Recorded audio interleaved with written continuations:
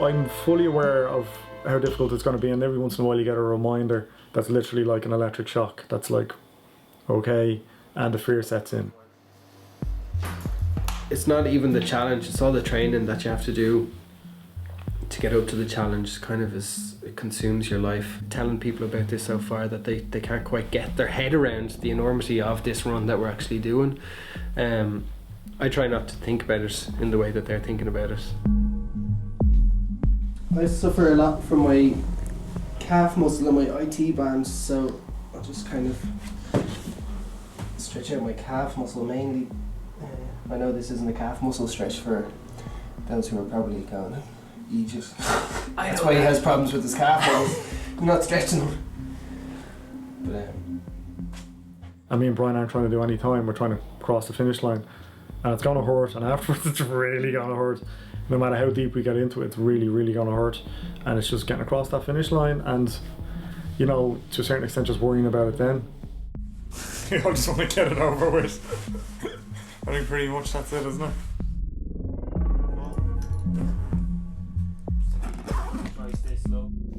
I'm apprehensive in the sense that I want it to be over now. I just want them to be finished. Brian Maher and Mike Sheridan have undertaken an incredible challenge to help raise funds and awareness for Special Olympics Ireland.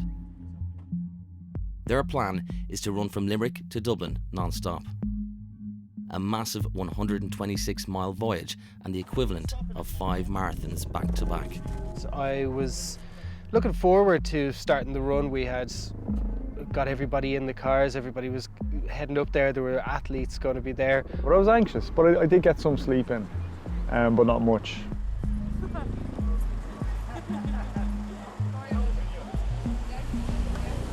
To see them off are the local and national press, along with some of the Special Olympic athletes that Brian and Mike are running in aid of. There has been great excitement in Special Olympics about this challenge. As I said, we're a sports organisation first and foremost, so to see a challenge that is sport related is fabulous. The 126 has significant for us because we had 126 athletes represent us in Athens last year. So no, everyone here is very excited about it, and I'm sure it'll capture the imagination of the general public because there's challenges and there's challenges, but this one is extraordinary. I couldn't believe it. I said, you can't do that in one night, one day. He said, well, we're going to do it. I said, how are you going to manage this like all in one without stopping? How are you going to do this? Constant running and pounding on the road. I mean, it seems daft. The mindset is made up now, and himself and Brian, no matter what, they will finish it. They will finish it. God love them. But the only good thing about it is that, I mean, he's raising awareness for people that are more unfortunate than him, you know, for the Special Olympics. That's the main thing. Any famous last words? We'll see you in Dublin. What were we thinking? Just before 8 a.m, they begin the Mammoth Challenge, running from O'Connell Street, Limerick, all the way to Grafton Street in Dublin.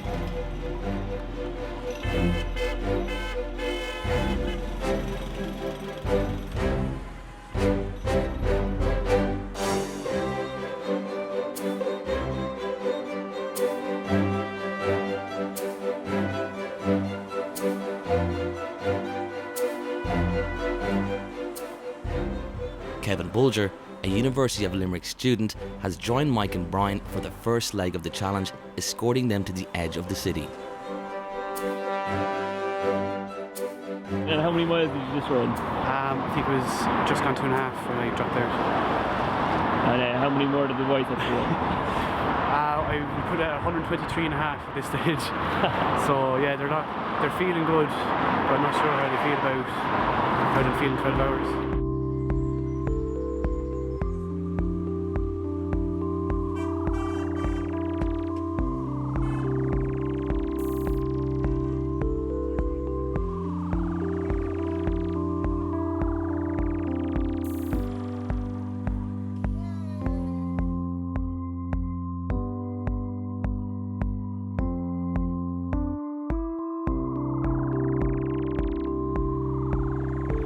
The boys are lucky to have long-distance runner Ash Senyak in their corner as their support team leader. We're famous line in running. It goes something like, beware of the chair, which means slowing down and stopping, because it's very hard to get going when you're slowed down and stopped. And it could be protection from the weather, the warmth. It could be the legs seizing up and not get going again. That'd be my biggest worry. They can't get too complacent, you know. The success of these sorts of things is to keep her lit, keep it going, don't stop.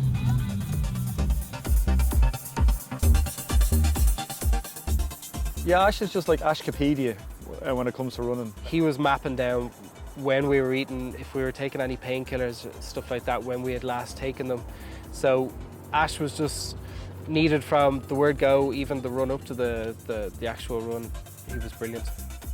Ash's experience as an ultra runner, trainer and motivator will be key to getting the boys through the challenge.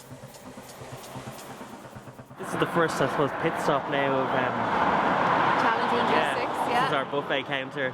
Most important, if you're going to run over 100 miles and non-stop, 130 miles, you need this. I have no idea what it is, but allegedly it's very important for their run. This is the buffet counter. We have a buffet counter, yeah. This is where lunch is served. I felt sorry for the people trying to get to work in the morning. We were like slowing them down. There was a path just there that we could have run on, but The lads pull in off the road to take on carbohydrates. They will need to fuel up to keep their bodies going. During the challenge, they will burn over a whopping 25,000 calories. That's the same as eating 1,000 cheeseburgers. Did you used to have dreads? I was thinking that earlier on. Real dreadlock hat. I don't think I was worried about it, but because I've done stuff before where I've taken on less fuel, but I was conscious that I needed to be constantly eating, even if I didn't want to be eating. Just found it really hard to take on the fuel, even at first. I'm not a big eater of breakfast, and I just found it quite hard. I find it quite hard to stomach food and exercise. I know that might seem obvious, but my stomach kind of turns. It's quite chalky. 2 days, so Yeah. We'll take off now anyway. I can see what that for you. Gotta stop too long before we start shivering. Yep, head on now. Where's the bus? As the challenge carries on, Mike's brother Robbie will be vital in keeping Brian and Mike motivated. Robbie's just a funny guy, and when you're laughing when you're running, you're not noticing the miles going by. And certainly, that early on, I really didn't notice the miles going by.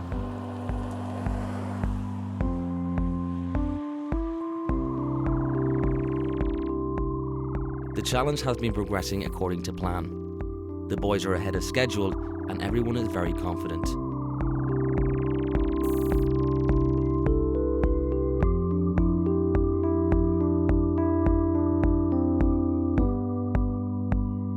If you're out in the elements that long, you're going to have issues with needing to go to the toilet. We're all well aware of the fact that you might be out on a run and you might be in the middle of nowhere and you're just going to have to go where you have to go. Once we got into Nina, it would all became housing estates and houses along the road, and it was one of the worst pains I remember. It was just a horrific cramp that came across me, and Ash was going, "Here, just hop into one of the gardens here." I was like, I'm not going in someone's front garden with them looking out at me. Like, I've no problem jumping into a field or whatever. But it was coming. It was sore.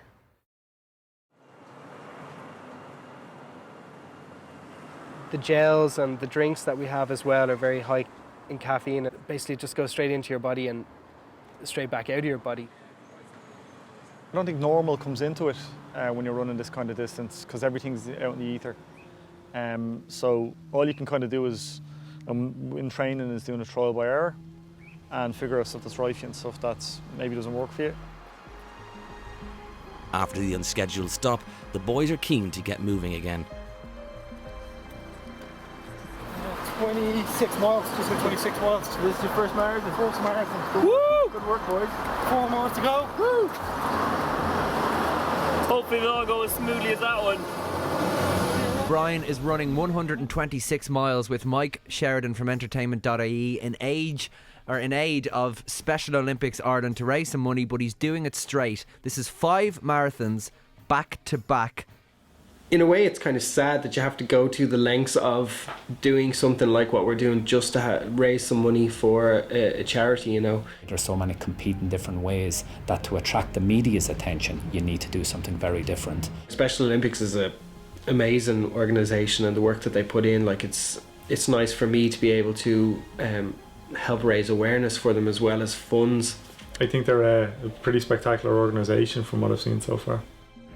Brian and Mike will learn so much about themselves through this process, and it's just great that as they go on that journey that they are doing such good for Special Olympics.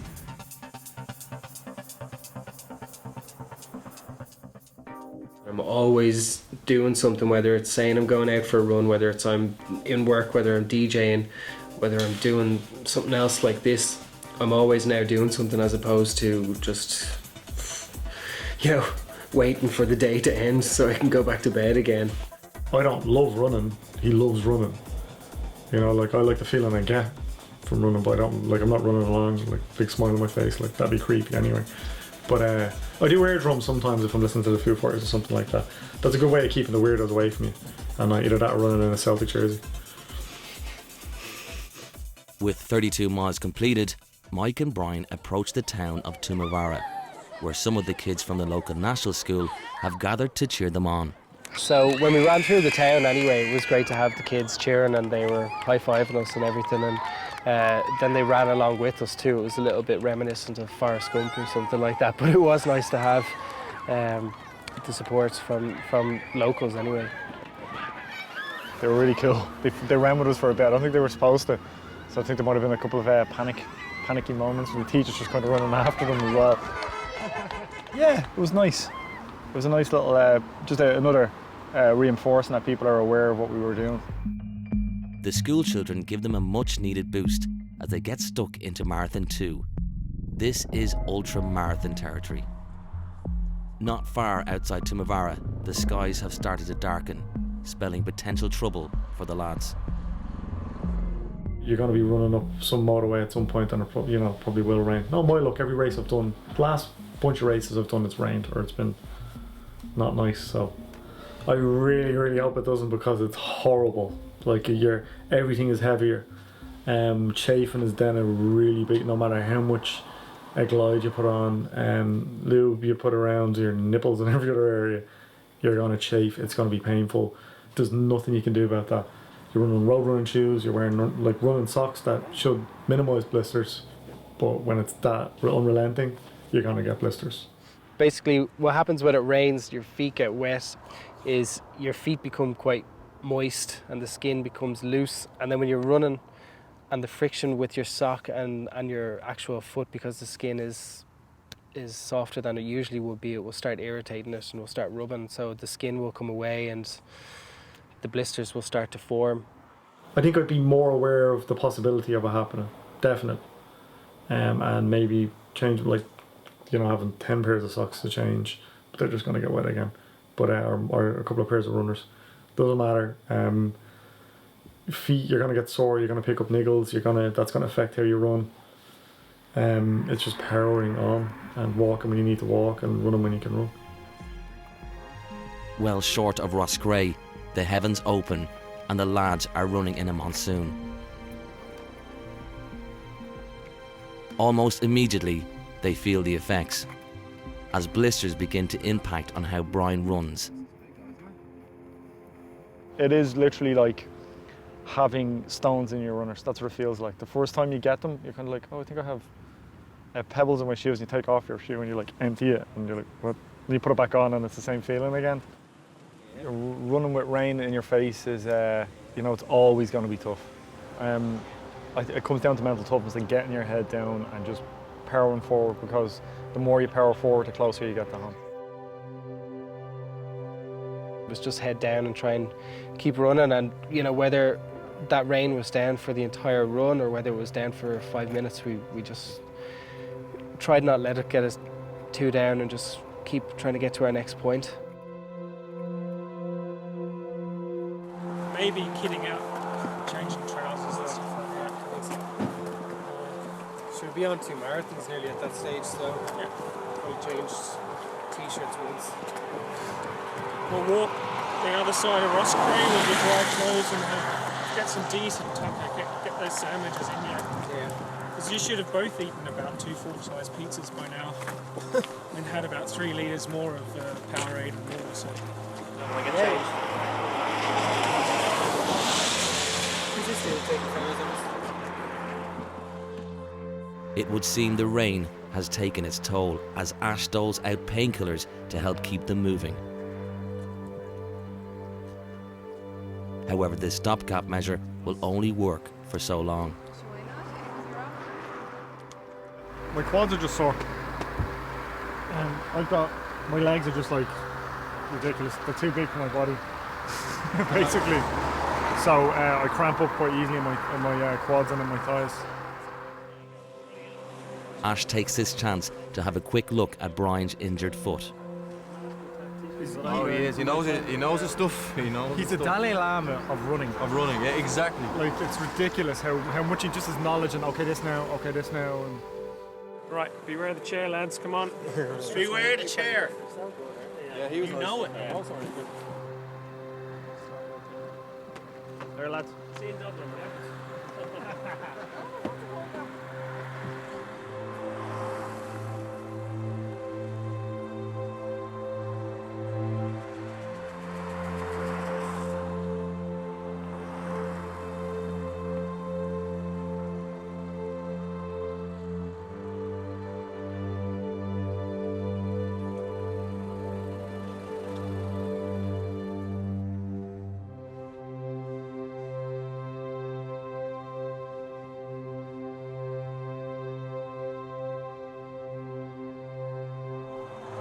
I was aware that the rain could end up with injuries for both of us, but I think the distance was always going to end in injuries for both of us. Because you're going over uneven ground and you're running on tarmac, which isn't good in the joints. To avoid the blisters, you have to just try and keep your feet as dry as possible. So over the course of the distance, we did change our socks as much as possible, but when you're running like that, they're going to sweat anyway, so it's kind of hard. We changed our runners once or twice to try and keep our feet dry again, but to avoid the rain, there's not much you can do unless you run with an umbrella. Yeah, you look forward to the little pit stops along the way, definitely. You know, just to kind of eat and, you know, recharge your batteries and even lean down for 2 minutes. Yeah, do you want water or just... Are they? The basic reason for the weighing scales was that to make sure we weren't losing too much water or we weren't dropping too much weight, because if we were, that's a sign of something else that needs to be dealt with. You know, their body weight is maintaining levels, so I'm happy with that. I think the isotonic drinks are doing the job. They're retaining enough fluids and they're eating just enough. I feel like I've run 100 more miles. Another effect of the rain is a dampening of morale, but Brian is anxious not to get caught under it and presses on.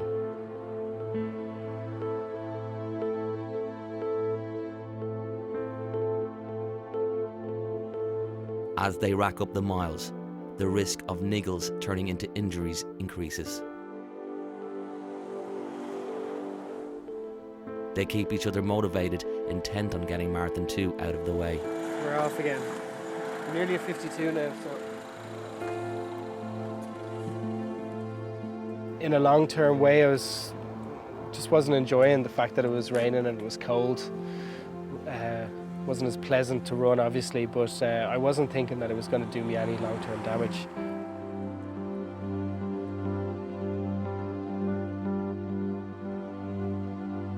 As the challenge carries on, the support team will be vital in keeping Brian and Mike motivated. Yeah, my role really will just be cheerleader and supporter along the routes. I didn't support it or agree with it at the start because I was just worried about him. But I knew I had to support him because if I didn't, who would? He's so determined and he's so stubborn that he was like, I'm doing it. So I knew you couldn't persuade him not to do it, so you just have to support him. So every 3 miles we'll be there to encourage them to keep running. That's it. So psychologically, we can start doing 8 minute miles. And you've been running, I have you down running. With 2 marathons complete, the boys head into Borrisnossery to refuel and prepare for the night run. There's 2 marathons right there in the kitty, 11.5 hours or so, which is 5.5, 5:45, maybe 6-hour marathons, yeah. But it's a nice little pace. I think now this brutal pit stop now should be telling. You know, once they get the right clothes on, they should last tonight and what they've got on now. And all we have to do is keep feeding them, and they should make Dublin. You know. It's a kinetic tape, okay? It's a special kind of tape. Helps really with the muscles. And the reason I'm shaving it is because then we can tape it nicely and it adheres well to the legs. Ah, right. Yeah, keeping them warm tonight. Beanies, gloves, long pants, jackets, rotating a bit of clothing out and feeding them 1 litre per hour, different kind of drinks and, you know, all sorts of different food. Keep them awake, keep them going, keep morale high. Pull out your best jokes if you've got them, you know. Mike's brother Robbie rejoins the lads as they start Marathon 3. The evening should be fun. I think we're all interested to see what's going to happen. I think they're on schedule, have a little bit of my time in the kitty, so if they keep ahead like this, it'll be perfect. With temperatures dropping and very uneven terrain, the boys begin to struggle.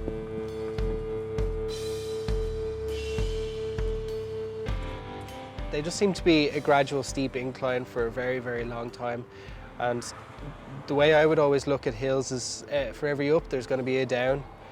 There wasn't so much on these hills, like we just seemed to be getting higher and higher. We could see the mountains in the background that we were starting to get close to the top of those mountains. So that period was very testing, and that's probably where most of the injuries started to creep in.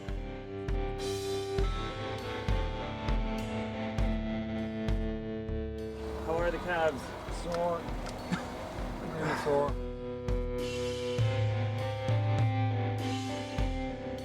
Remember, what goes up comes down.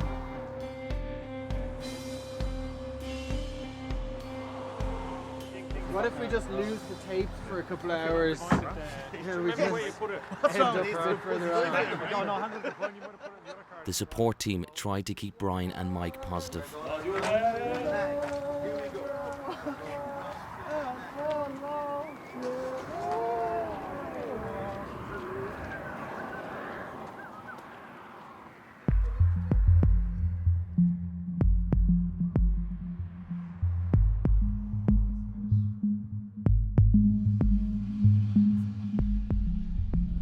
Hills are a problem because your body basically has to work harder when you hit a hill. And when you're running the kind of distance that myself and Brian were running, the last thing you want is to put any added strain on your body. And hills put that added strain on your body. So we couldn't actually see ahead of us. We could only feel it in our quads. There seemed to be a lot more ascents than descents. And I don't know whether that was something that, you know, we felt, because it just seemed like they never ended.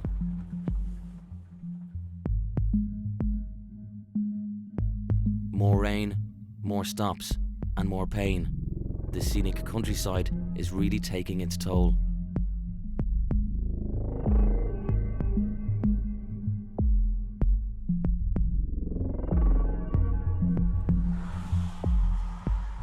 As darkness falls, uncertainty and doubt begin to creep into the team. It's hard to get a consistent pace with these hills. They're just popping up literally every 200 yards.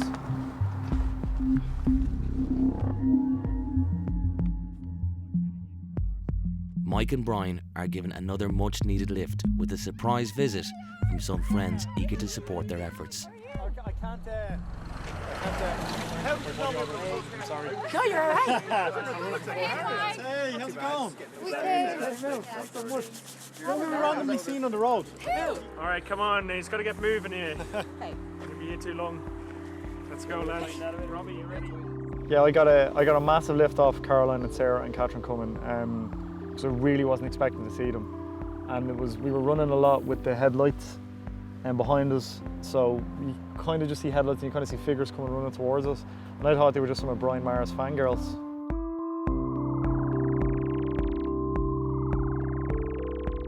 was awesome to see the girls, especially Caroline, and it really picked me up to run. I think I ran 5 miles with her.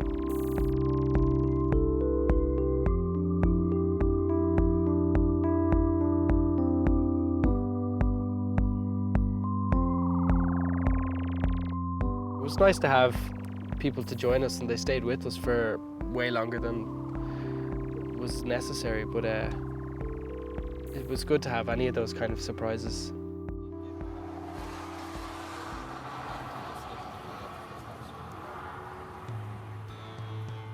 I wonder, should they have done more night runs? I'm not sure. I don't know the prep for this sort of a challenge. If I could have done something differently, I would have changed leaving Limerick from the morning, and I would have left Limerick in the evening. And I would have gotten the night run out of the way first.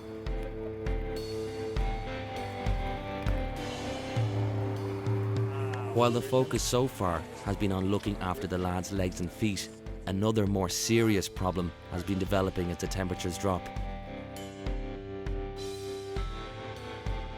Brian just became very cold, tired, and wasn't very responsive. So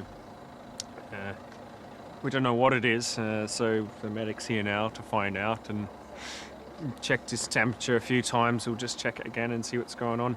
It is cold out, you know. It's, I don't know what it is, 8 degrees or something. 7, yeah. And going this long in such temperatures and being wet all day probably doesn't help. But Brian has a suspected case of hypothermia, and his challenge could be over. Hypothermia, you can't do anything. You really get stuck. You get so maroon. Yeah. It's hot cups of chocolate and drinks and hot fire and a hot bath. We don't really have the luxury at the moment, so it's very hard to get your mojo back after this. Yeah.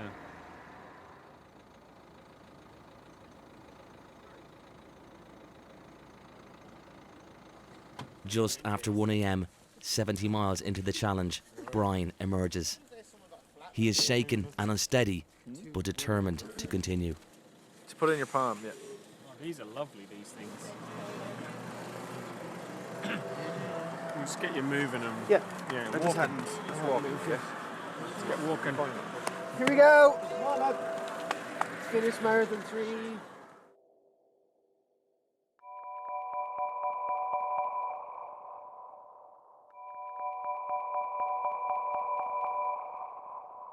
You've kind of seen the pace slow down somewhat throughout the day, obviously. You know, the guys started off at about 8 miles an hour, down to 7.5 miles an hour.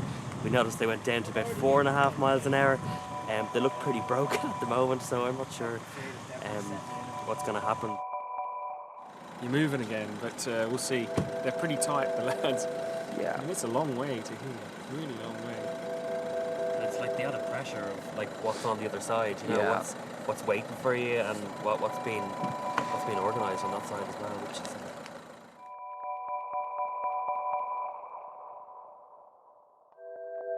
It's not long before Mike starts to show similar symptoms. I don't know, very similar to last lad, upset stomach, non-responsive and loss of energy, so we'll check his temperature there and see what happens next. Is he feeling a bit cold or? No, well, I wasn't feeling cold earlier either, but it's just kind of your inners, like, you know. He's going to try and make a move now. He's going to try and get out. Is he just trying to stay warm and taking a little I break? just fed him 2 Viper tablets. Oh, okay. 2 Viper Boost, they're very strong. They'll get you going after 15 minutes, so hopefully get you going. He's just really sore, his feet are blistered and Yeah. it's just sore. Is it mainly his feet or is it just everything? It's just stiffness and his feet are really sore and he's just exhausted. Yeah. But he's stubborn, he won't go bloody sleep, he won't just close his eyes like a normal person. He's like, no, I have to keep going. It's crazy, but they seem determined, so I think they'll do it. It's just, I think they knew it was going to be bad, but you don't realise how bad it's going to be until you do 80 miles. You know? A bit complacent maybe, yeah.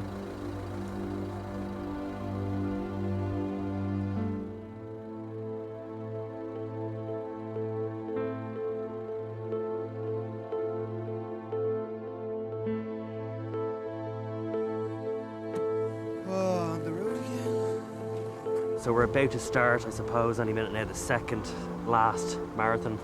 The sunshine might come out and things might get better, and it might give them a bit of a pep in their step. 3 marathons, yeah? Back to back. No problem.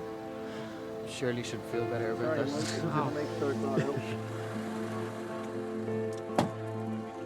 After some time out of the cold, Brian and Mike start to get back on the road, anxious to make up for lost time.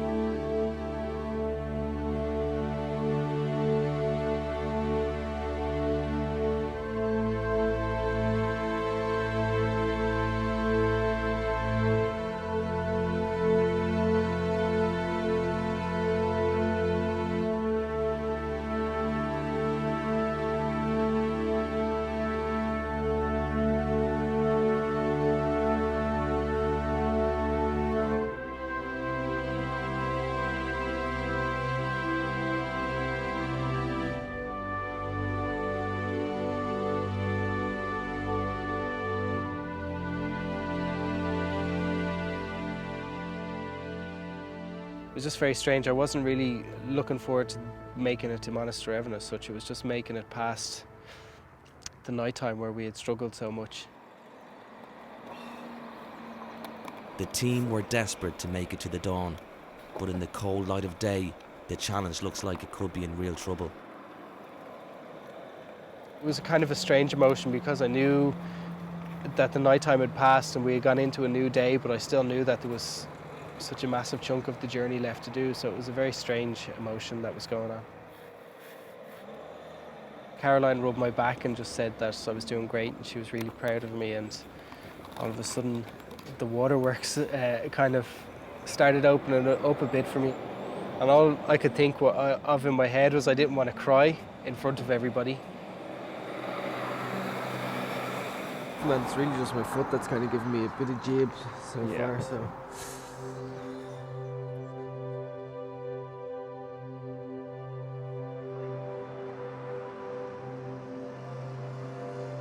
We still have 50-something, 60 miles to go, and that's daunting on any given day. That's 100 kilometres, and that's the most I'd ever done before.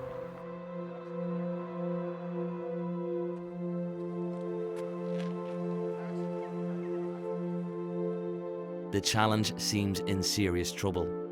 Well, Brian being so stubborn and mentally strong and determined to finish at any cost, there could be a point, maybe the last 20 miles, that he could just keep pushing himself when he's physically not able.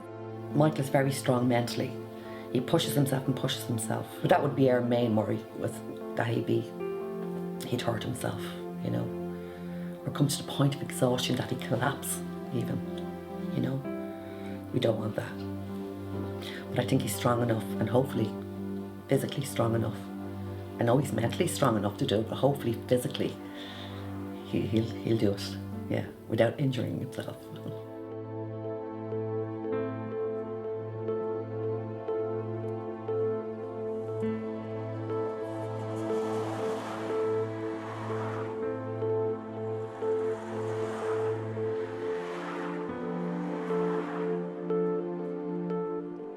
The mood is bleak, as Brian and Mike are plagued with blisters, forcing them to continually stop and have them pierced by the medic.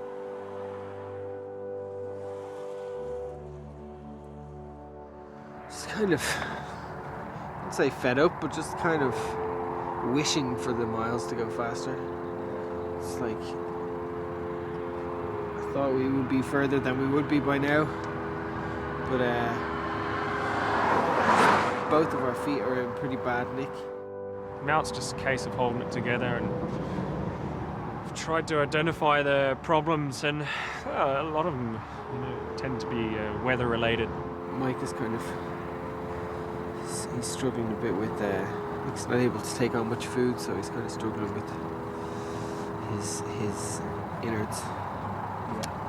So just doing the best we can, really, just kind of trying to get 1 mile through at a time. I think it's around 40 miles, 35 to 40, guessing. Yeah. So that there is at a flat-out pace would be 5 hours in a tip-top shape. At a slow pace could be 10 to 12 hours, ideally. So we'll see what happens. Two guys with two different injuries. One can run, one can walk. So you have this slingshot effect happening, and they're doing okay. They're setting short-term goals, benchmarks, making sure they can go from one point to another, run a little bit, walk a little bit, and so on, and that'll help. The different nature of Brian and Mike's injuries are causing them both to struggle. They split up temporarily as Brian's blisters make it easier for him to run, while Mike's knee injury is forcing him to walk. Feet are just mangled. Brian's up there somewhere waiting, I think. He's suffering badly with his knees and also from blisters.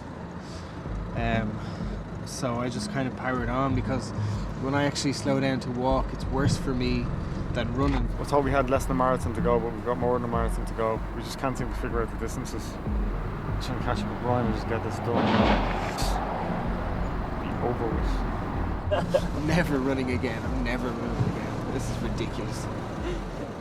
The severity of Mike's injury is a growing concern for the team, but he is refusing to leave to have it examined by a medical professional. I called Clane General Hospital, and there's a physiotherapist now waiting for Mike. So he's no choice. I'm going to push him in there, and that's in about 8 miles.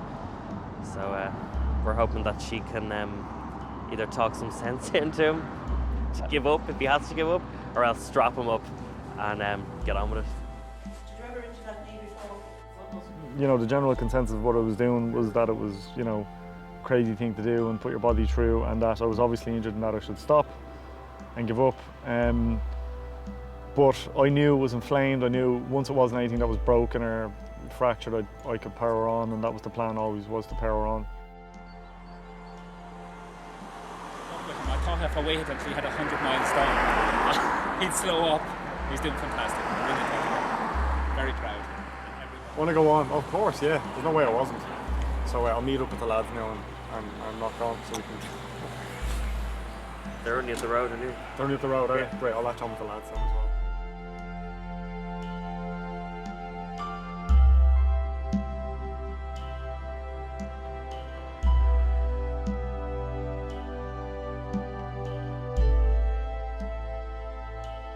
We've 13 miles left of our run, which will actually bring us up to, I think, 136 miles in total that we've run. So technically we're at 124 miles now, so not far off it. So yeah, Mike is still going. He went to the hospital, or the physio, and they worked their Mr. Miyagi magic on him, and he's back out running. Well done. You're doing a great job, you really are. Delighted to meet you.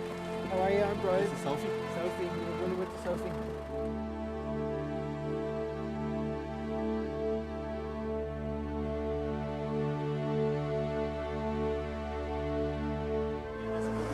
Nice to meet you. Well done, keep going. So if you're not joining us, but it's nice to meet you. I wouldn't be able to keep up with your pace.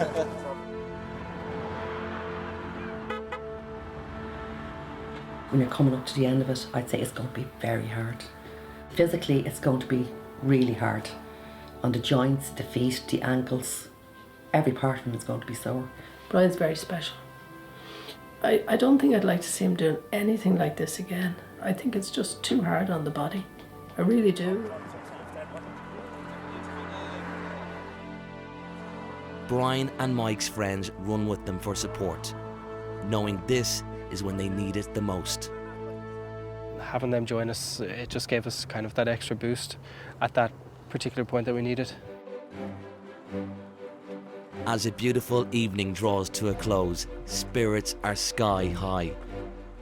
Just like so many people, so many faces, just so many, like, you know, encouraging, happy faces. They were great. They really were great. They really helped so much.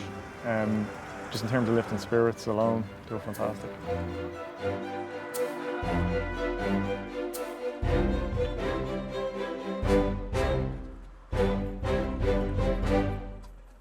Brian, Mike and their friends form one large group as they enter the city for the final leg of the journey. Running on the road, having guarded bikes in front of us, having people applauding us who've never met us before at the side of the road is just a really nice feeling.